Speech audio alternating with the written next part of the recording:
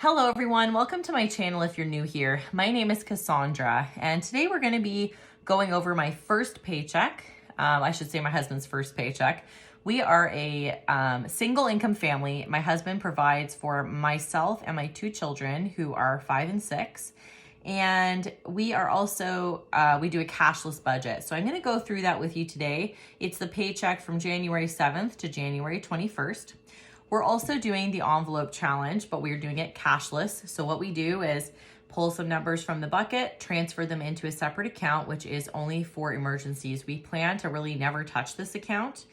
Then we have separate savings, which I won't discuss here, but that is just for like vacation or if our car breaks down or more minor emergencies that we can still cover with our day-to-day savings.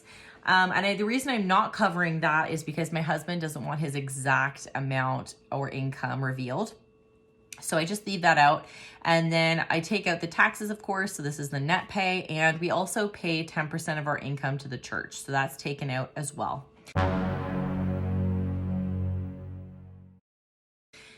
So then we've got the envelope challenge. And what I do for fixed expenses is I take our fixed expenses, I cut them in half for each paycheck. So half of each thing is paid with this paycheck, half for the next. The only difference is if it's under $50, then it just comes out of the paycheck that it is. For example, these subscriptions here, they are under $50. So I will only include them in this paycheck because they're such a low amount. And then for the variable expenses, they will obviously change, but they also roll over. So if I have additional food money, I can roll that over to the next month for a paycheck that we may be short. He doesn't get the same amount every month, so it's a variable income. I also take our bigger expenses, which I put under sinking funds. This is things per month. Let me go ahead and show you those so you know what I'm talking about. So these are the sinking funds money, and this is just basically holidays. I break down each holiday, and instead of in September, for example, paying $325 or January paying $100, I basically just add all these up and multiply them by 12 and save that amount of money so we're not paying a huge amount at Christmas, etc., etc. So that's what the sinking funds is. Then we've got additional savings that we may have after we go through everything here.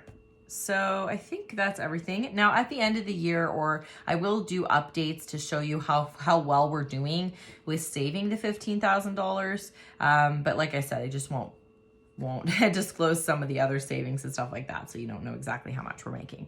So let's go ahead and get started here. The amount we are working with for income for this pay period is $2,755.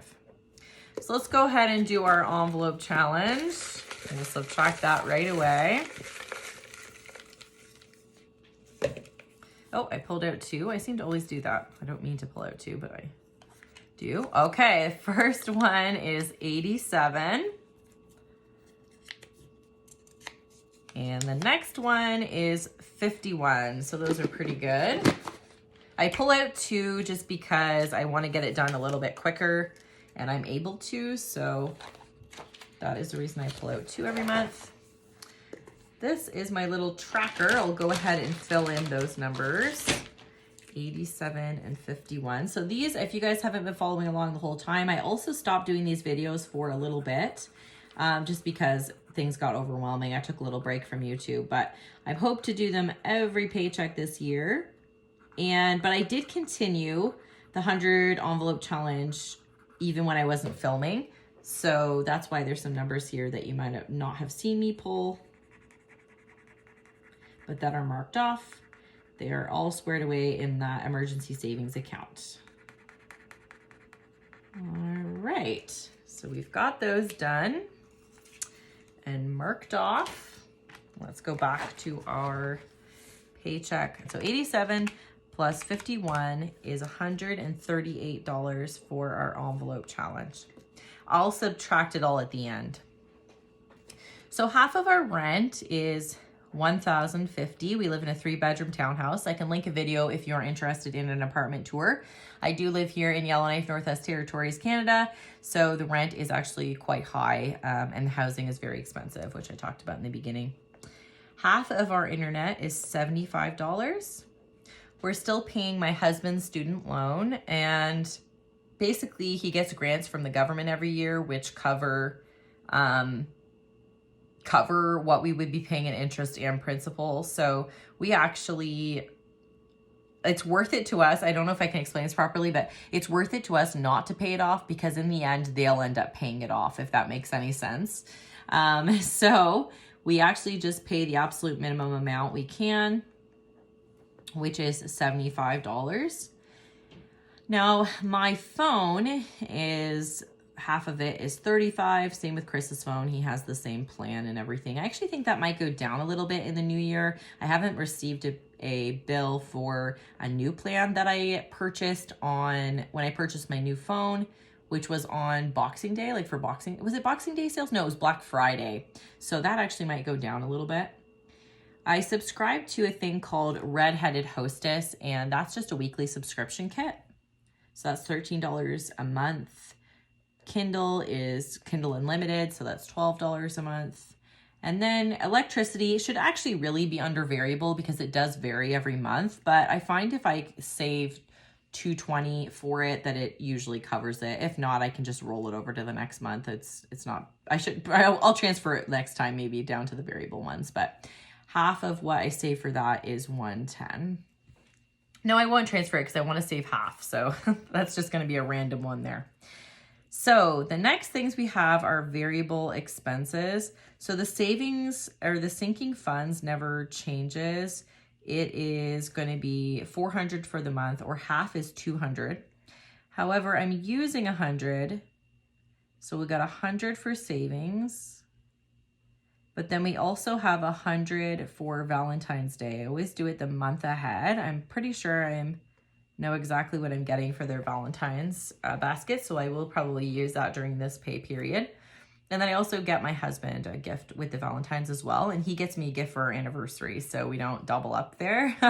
It's a little way we save money, I guess. I do Valentine's, he does anniversary. Our anniversary is in December, so it's not too far away either.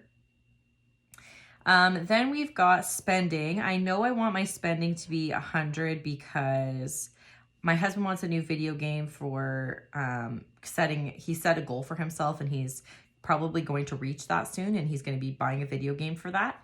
And then the next $100 I will use I'm just trying to update a few household things. For example, I need a new shower curtain. Just little things like that will come out of this spending. Then we've got car and food. So let's see how much we have left for those things. So we'll start with the $2,750. We'll minus the $138 for the envelope challenge. Then we've got $1,050 for rent, $75, $75, $35, $35. We'll just do this quick.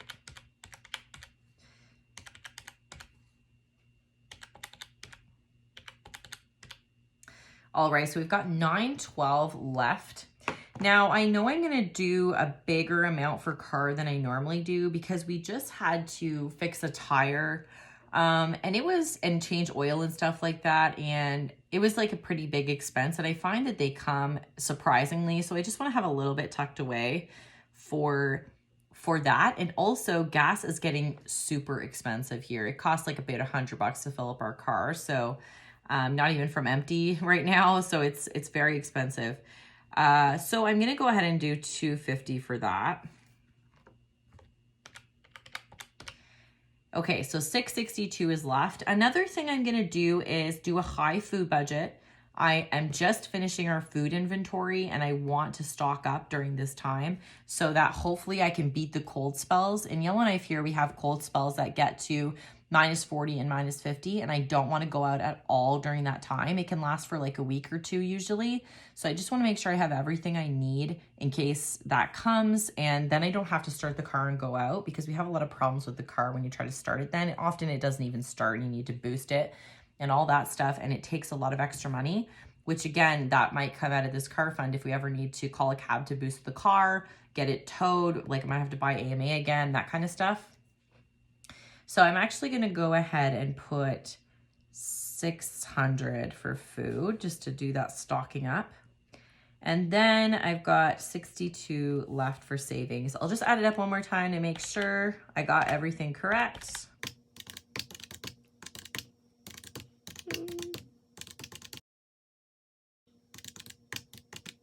Yep. So we got everything correct. I know you guys have said before, I've done the whole video and you've been like, oh, you didn't add it up and it's not right. So I like to add it up twice just to be sure now. So that's good. That is everything for this paycheck. Subscribe if you're interested. I do try to show some grocery hauls and things like that, so you know how I spend a bit of this money. I might even show you, the spending amounts. We'll see how it goes, but definitely make sure you subscribe for that and to catch every paycheck budget video. Also give this video a thumbs up if you liked it, and I will see you guys in the next video. Thank you so much for watching. Bye.